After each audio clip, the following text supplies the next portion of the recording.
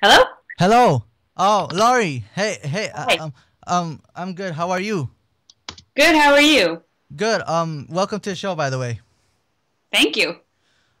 Sorry I had to delay a little bit. There was some technical difficulties. No problem. Um, in case you never heard of her, she's a not only a children's singer, but she has worked shows. I don't know if I'm right. Dragon Tales, one of my favorite ones.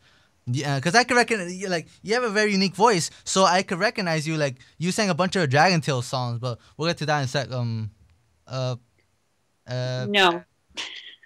I don't know. But, No, I don't think that was me. oh, well, can you tell us about yourself? Sure. You mean from the Yeah, beginning? yeah, like career wise, etc. Like from like when you were younger, and then like you got into mainly children's music, I assume, and then like to now, Yeah. career wise. Um,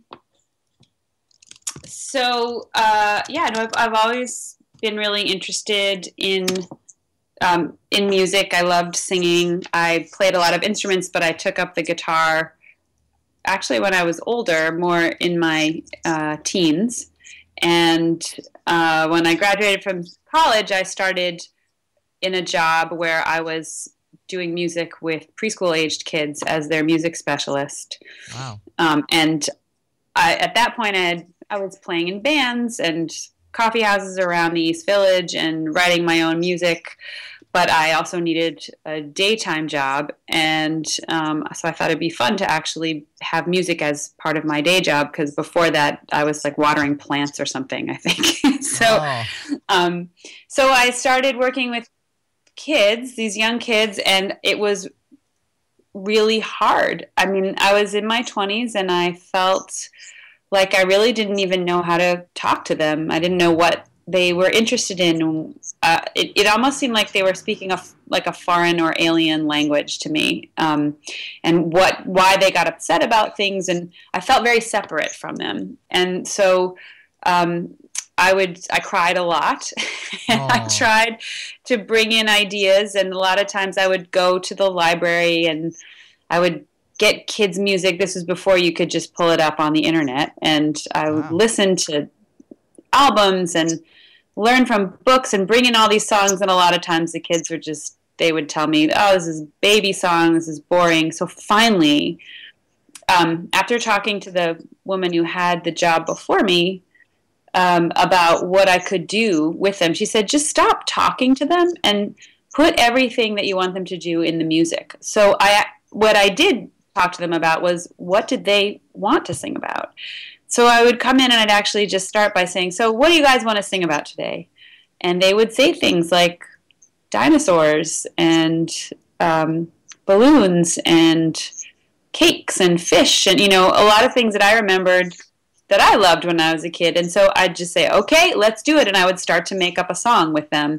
And whenever they seemed like they weren't paying attention and they got a little crazy, I would change the song and give them something else to Huh. do. And over time, I wrote a lot of songs that they really loved. So that, and I found myself not being as interested in playing in the bands anymore because I would be up until 4 in the morning playing on Long Island in a rock band in a club somewhere with a lot of drunk people, and they're all like yelling at me. And um, I'd get home, it'd be 5 or 6 in the morning, and I realized like, oh, I actually enjoy going in and singing with these kids, even going to their birthday parties and singing with them Wow. because they want to hear these songs that I've written and they're not yelling at me to play Freebird while they're drunk. So I really enjoyed that and I love their energy. So I kind of just followed that path, and I've been trying to do that. That was 20 years ago, and I've been kind of doing it ever since. Wow. Nice.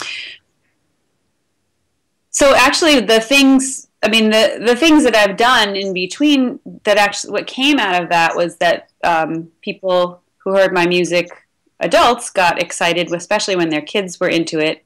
Eventually, I recorded some of my songs, mostly for the kids I was teaching. But then people would say, oh, come and play music at my daughter's birthday party, and we're going to invite kids that she knows from the Wow. building, from other schools, and they would invite people over, and then they would buy my cassette and give them out to the kids. So kids that I wasn't teaching, they were going home with my music. And so slowly people just started to hear about it. I would go into stores and say, I have this music. Here's really dating me. They were cassettes. And I would say, would you sell my little cassettes in your store? And so some toy stores took them and people started to buy them. And there were a lot of things that happened in the beginning that were smaller. I played some celebrity birthday parties, like Madonna's daughter when she was young, and No one of way. Steve's sons. And it was all sort of the same thing. People just word of mouth living in New York. Wow. And you even And got to meet the mother too, Madonna. The Madonna? very briefly, yes. Wow. Yeah, so, but then eventually those, there was someone from, I had a couple experiences where I got myself a publicist and I got on the Today Show. And a lot of people across the country suddenly started being interested in my music because they heard it on television, and which was pretty amazing. I was on maybe 10 minutes. I got to sing 2 songs, and they did a little background on me and that I had done some of these celebrity kids parties. And I got a call when I was at home in my pajamas